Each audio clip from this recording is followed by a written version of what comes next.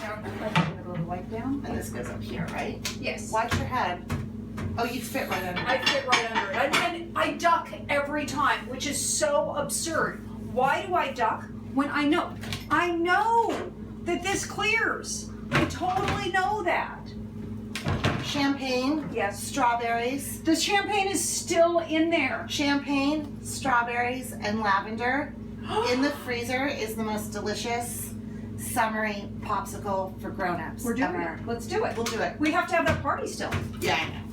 Okay. So, while we're getting ready, you have a starting over story. I do. I would like to hear about that, if you don't mind. All right. No, I tell it. I tell it all the time. I mean, you've told it. I've told it. Well, I have lots of starting over stories, but there are lots of starting over stories to start over again.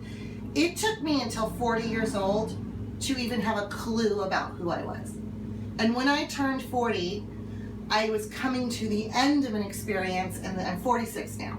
So I was and a half. I was coming to the end of. We don't count halves anymore. I'm good with it.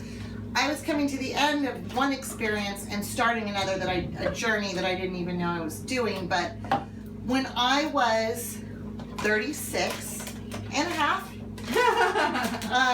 I was coming to the end of a very, very toxic relationship, which I didn't realize was toxic until I was almost 40. And it had been over for many years, and I still didn't realize it, but I was so madly in love with someone that had been my tennis pro. I literally am the 80s cliche that I wound up in a relationship with my tennis instructor, which is pathetic. And so... And yet you get to live that wonderful 80s cliche. Anytime I tell the Own story. it, enjoy it. But my backhand is one-handed and has a great follow-through. So there you go. But my relationship was falling apart. He wasn't going to put any more money into our home. He wasn't going to do anything. He actually left me when the gas bill was due, and they shut off the gas, and he packed up all of his stuff and left after 8 years.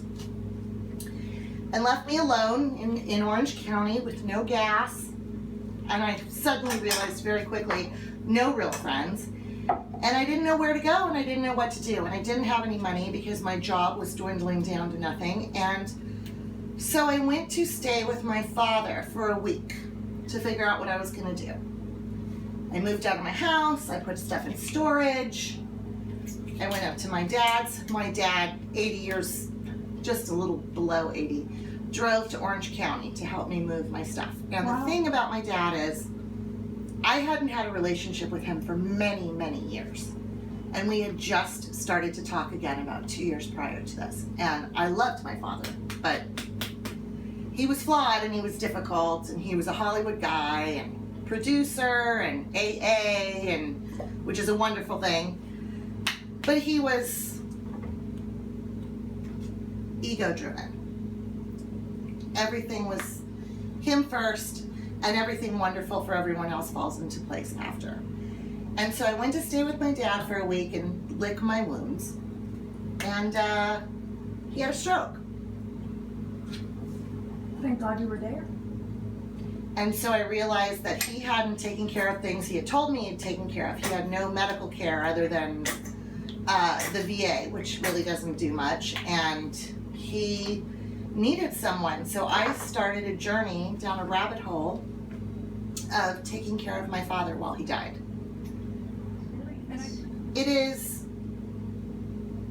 the thing I am the most grateful for, and the thing I resent the most. I resent him for putting me in a position to do it, and at the same time, I am so grateful for the time to heal wounds, because my mother and father divorced in 1972.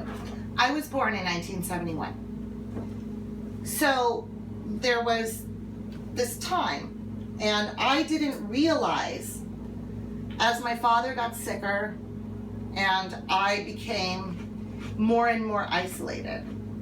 I am a photographer today because my father got sick, because I always like to take pictures. And it got to a point where I couldn't leave him except for maybe 15 minutes to go walk the dog.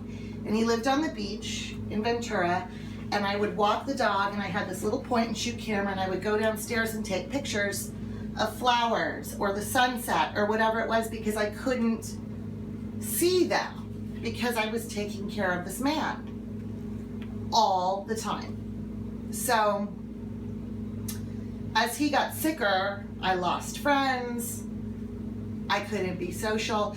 And when you're in that situation, it's so hard to understand that anybody else can know what it's like. Because people drop off. They just go away. His friends, that would call to make sure he was okay. And I'd say, I'm drowning. I need a day. Can you come up and give me a day? It was full-time, 24-hour care. And I'd say, can you give me a day? And these are his oldest friends. I'm sorry to say, if any of them see this, but, and they would say, oh, sorry, kid. Can't help you out this weekend, kid. And you're left in a place where there's no one but you. Your friends stop calling because you don't return the calls right away. You don't show up for their parties. They don't understand. And I would say, well, I can't come because my dad's having a bad day. And they'd be like, well, yeah, but we're having a party. We're having a party. My son has an ear infection. Timmy's not feeling well, but I'm taking him to my mom's. It's not like I can park this 6'7" gargantuan Hollywood producer of a man somewhere. There was nowhere to go. It was an incredibly dark hole. While I was in this hole, losing friends, I lost my home because I couldn't go there anymore. I lost all sorts of any job that I had there. I lost contact with anyone I had there. I lost all my money. I lost everything. I had a few friends that tried to be there as much as they could, but it's very hard to understand, and everybody's going to go through it in some way or at some point, but they don't get the feeling of drowning. And there wasn't money. My father was a big producer. He had a film in production, but he wasn't going to get paid until it aired. Right. And by the time it aired, my father had beaten me because he thought that I had kidnapped him because he had leukemia and dementia, and he was in a home. So by the time it aired, he didn't even know what was happening. Yeah. So when he passed away, I was left with nothing. I was living in a rented condo. I had no job. I hadn't worked in 4 years. I had no relationship. I had gained weight, which I still have, but now I love. I didn't think I'd ever meet a man. I didn't think I'd ever have a career. I didn't know what I was going to do. I thought I was going to be living on the streets. And for about 6 months, I drank myself into a coma. I would, because people will ask how I afforded to drink, I would walk people's dogs. It was a vacation area that my father lived in, so people would pay me to turn their lights on and off, pick up their mail, do that stuff. I would take every penny I had and go get booze, cigarettes, and food for the dog and cat. And that was his dog. You know what I mean? But I was left with it. My father left. No paperwork, no inheritance, no nothing. It was all gone. And I had nowhere to go. And I had to beg, lie, and cheat to have a roof over my head. Wow. And it was very hard for me because in my 20s, which were fancy-free, my 30s were pretty much fancy-free. I come from a Hollywood family. I've never really had to struggle.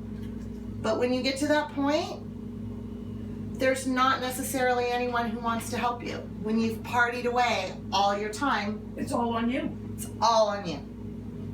And my mother helped me as much as she could and tried to be supportive But it was her ex-husband. It's her ex-husband. She, and so he passed away and I was left for nothing, and I sat for 6 months like an idiot on Facebook writing depressing things. And then one day I got a text message from my friend Ken, who I knew from 20 years prior, saying, how are you doing? I saw your father die, da-da-da-da. And so he said, come to LA, let's hang out. I came down, took the train, and we had dated 20 years ago, and it was terrible. Terrible. The sex was bad. He'll be the first person to tell you, so I'm not telling any lies. I'm not shocking him with anything. We didn't hit it off, but we remained friends. And on 9/11, I was living in Orange County, and for some reason, as the second plane hit the building, I picked up the phone and called him and said, turn on the news, because I knew he never watched the news, and his girlfriend at the time, who was a friend of mine, didn't watch the news. So to this day, he calls me his Katie Couric.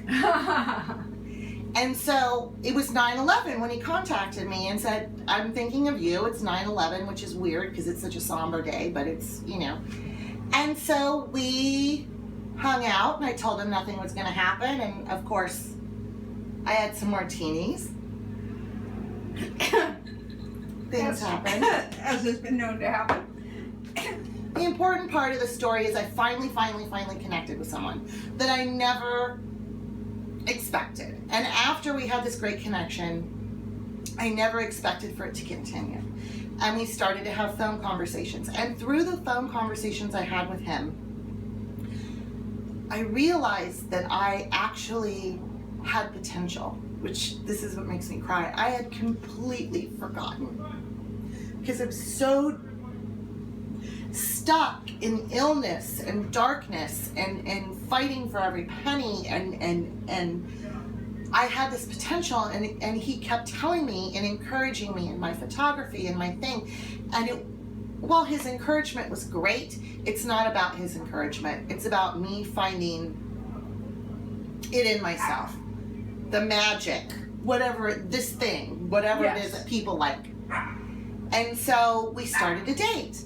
And as we started to date, I started to meet people, and people liked my work. And I found friends, and I found happiness, and we moved in together, and I wanted to kill him every day because I don't like living with someone. I like being on my own.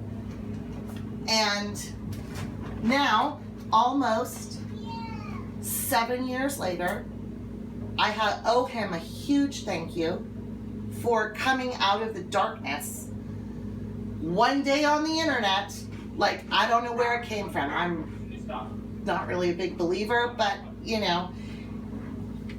And through this person, I was able to meet other people like you eventually. And every time I met another person, someone encouraged me.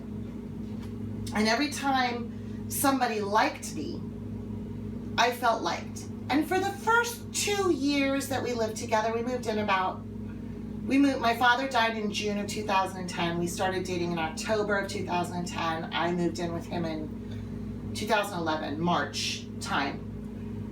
And although these people were encouraging me, I was still talking about the darkness and this thing I had been through. And with my father and with this and with that.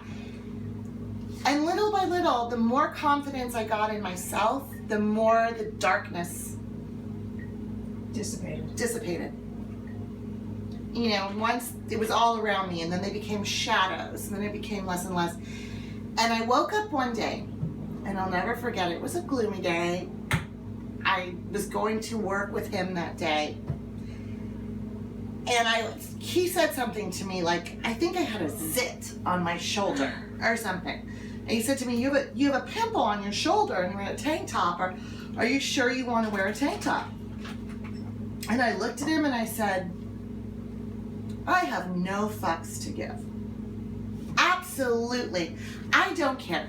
I don't care if someone sees my zit. I don't care if someone thinks I'm fat. And it was like, I don't know what happened. It was like it came out of a cocoon. I wish I could explain it better than that, but it was just this magical, triggering moment. I have no fucks to give. There were no fucks. No fucks left. And then we did something that I never ever thought we'd do. We got married. I'm a newlywed. 46. 46. Still no fucks to give.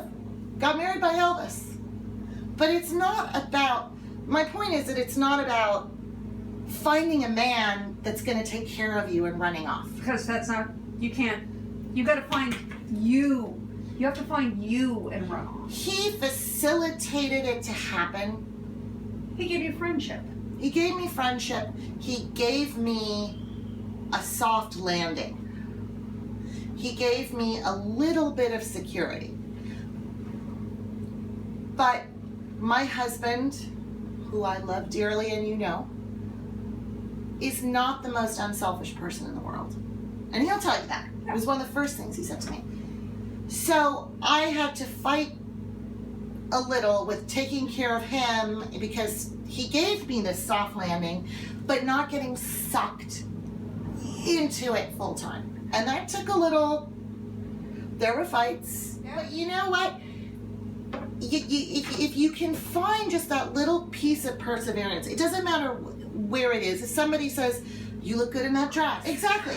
And you find one thing that you feel good about, that someone says about you, that you didn't expect somebody to say, that you didn't. And that carries you through one day. And that gets you to the next day, which gets you to the next. You have to breathe and you have to take a step. Those are the two things you have to do every day. And if you can breathe and take one step forward, doesn't matter what it is. If you're in such a dark depression that you have 6 bags of trash, if you can take one of those bags of trash out every day, you're on your way. That's where I was. I was like, I don't know what lives in a dark hole, but I was like a slug that lives in a dark hole. Like I didn't want to come out. I didn't want to do anything. Yeah.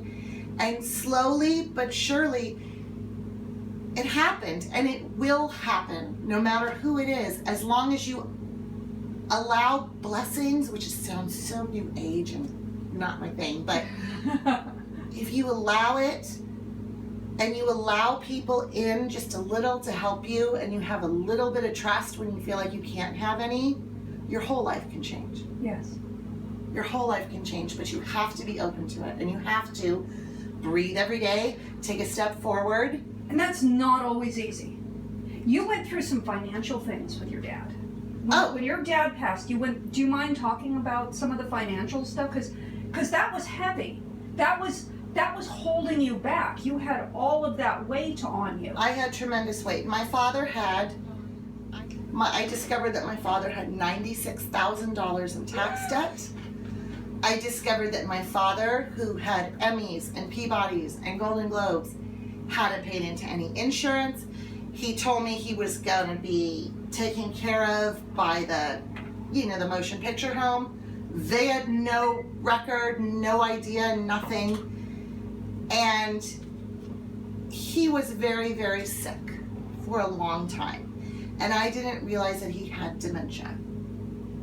So he would go into these phases where he'd sleep 4 or 5 days. I don't know if it was technically a coma, but I couldn't get him up. I couldn't get him to do anything. 4 or 5 days, that's frightening.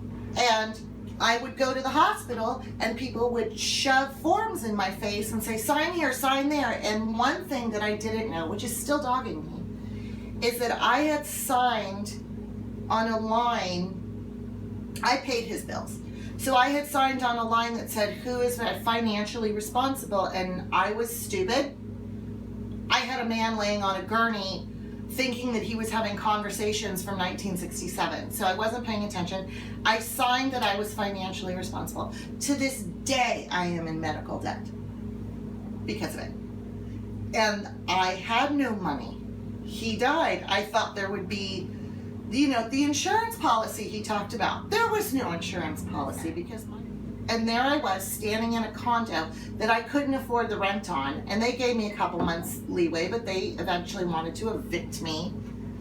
And I was left with nothing. When I moved in with my husband, my now husband, I couldn't wait to get out the gates because there was so much debt that just getting out of that gate gave me space. Yeah. And when you have financial problems like that, there's nowhere to go. And I was very, very fortunate because on my soft landing, I had someone to help me.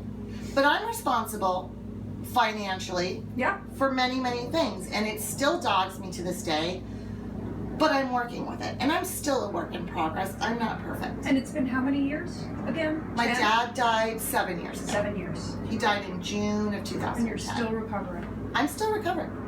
I'm recovering every day.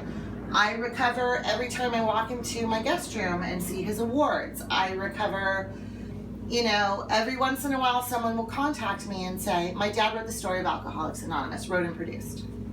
More produced than wrote, but he did help with the writing. But I will have someone out of the blue contact me and say, I saw your last name is this, and I know that his last name was this, and I knew him in AA, or I knew, and I want to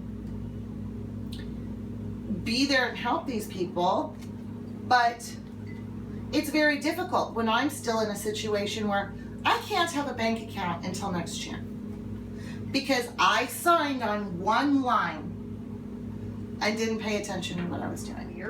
You signed one line On one 7 years paper. ago, and you cannot have a bank account. Because I remember I wanted to reimburse you for something a couple months ago, and I PayPal'd you, and you're like, I don't have a bank account. I know. 46 years old, newly married, running a business that I never thought I'd have, and I don't have a bank account. Because you signed something for your dying father 7 years ago. Because someone said sign here. And Because he wasn't going to get out until I signed had there. all the emotion, you had all the drama, and you didn't have an attorney at your side advising you. You're just a regular person dealing with the same thing that we all are going to deal with. I'm not going to say I was a regular person. I am going to say, because I think anyone that knows me would absolutely 100% agree, You're superhuman. Wendy, that I was a little girl. I was a little girl until I started taking care of my father. And I had much resentment because my father hadn't taken care of me. You know what I mean? He would buy me toys and he would, you know, give me $60. You always make that look so pretty. $60 in $1 bills. But you know what I mean? Like, he never really took care of me. Not financially and not emotionally. And here I was. And here I still suffer to this day. But I've made complete peace with it. You've grown in the last year. In the last year and a half, 2 years. I've watched how you've grown and changed, and you've owned who you are. And how people treat you and how you treat people. And you really own that 100%. This is the thing. I'm sorry for running the water because it's bad for the camera, but I'm just washing my hands because I just touched it. You have to. This is the thing. I have made more mistakes in my life. I have screwed people over. I have done drugs. I have cheated on my boyfriends. I have lied to my mother. I've done it. And I believe that taking care of my father, it was so dark. Not because he wanted it to be dark, but there was nowhere to go but to darkness when you get there. You know, when you have my father smoked and when you have his bed moved out because you finally have to put him somewhere, and you see they come in and count 27 cigarette burns in the carpet, and you think about what could have happened. You think about what could have been, and it was the best outcome I could have hoped for. He died peacefully in the end. He was taken care of. There were professionals there. I wasn't alone with him. So I've been very blessed and very fortunate even in that. But my father, the first film, my father was an agent, and then he became a producer with James Garner. And the first film they made was a film called Promise, which was about James Garner and James Woods were brothers, and James Woods was schizophrenic. And the brother had to take care of him. James Garner had to take care of him after their mother died, and he couldn't do it. He wasn't equipped for it. And in the end, he had to give up his dreams. He just made a bunch of money and had to take it and put it into taking care of his father. So this film was in production, and my father's, he got sicker and sicker and sicker. And every penny that came to us in the end, you know, my dad was saying, I'm going to take you to France, and I knew that was never going to happen. But all that money went to his care in the end. And it's so funny because the film that made him a mover and a shaker is exactly exactly what happened in the end to my dad. So I choose to better myself every day because I have the opportunity. There's so many people that get in that situation, their parents pass away and there's no money, and they've lost their job and their home and everything else to take care of them, and they don't get another opportunity. And I met the person who is now my destiny, who I didn't realize was my destiny 20 years ago. Dated him 20 years ago and didn't think it was worked. much. I know. No. He'll agree. But it's just magical. It's about persevering. It's about finding faith in yourself when there's no faith there. It's about putting faith in strangers. I have more friends that are good friends to me now than I've ever had in my life.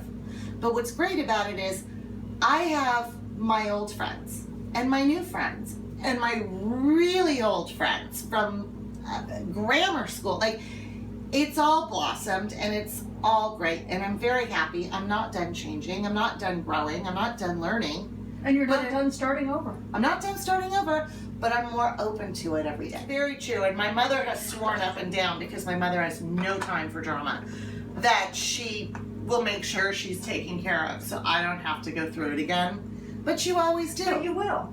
You always will. You will have to, because who else will? You will take care You of have it. to. Yes. It's your parents. Look, your parents wiped your ass one day, and one day you're gonna wipe theirs. And that's just how it should be. It's how it should be, but you can protect yourself along the way. You can prepare yourself. You can read about it. You can talk to your friends about it. I'm open whenever I know someone is caring for an ill relative or husband or friend or whatever it is. I tell them, call me. I don't care if it's 1 o'clock in the morning. I go to bed at 8:30 now because I'm old, but call me. What would you do differently? Anything? Is there anything you could have done differently? Along the way, I would have respected my mother more. Okay. Because I think part of why she wasn't there so much for me when my father was dying is, one, she had no obligation to be, and my mother is my mother is her own independent woman. But I would have respected her more because I didn't understand. Until I took care of my father, I had no idea how difficult he could be, and probably growing up how much she resented me for being part him because he was tough. And I would have respected my mother more, but I would have saved money. As simple as that sounds, I would have saved money. But I would have been more cautious with my money, and I would have respected my mother more. I know that sounds ridiculous, but it's true. It's true. Because in the end, that's all you have. And you're all they have. And that's what you have to remember.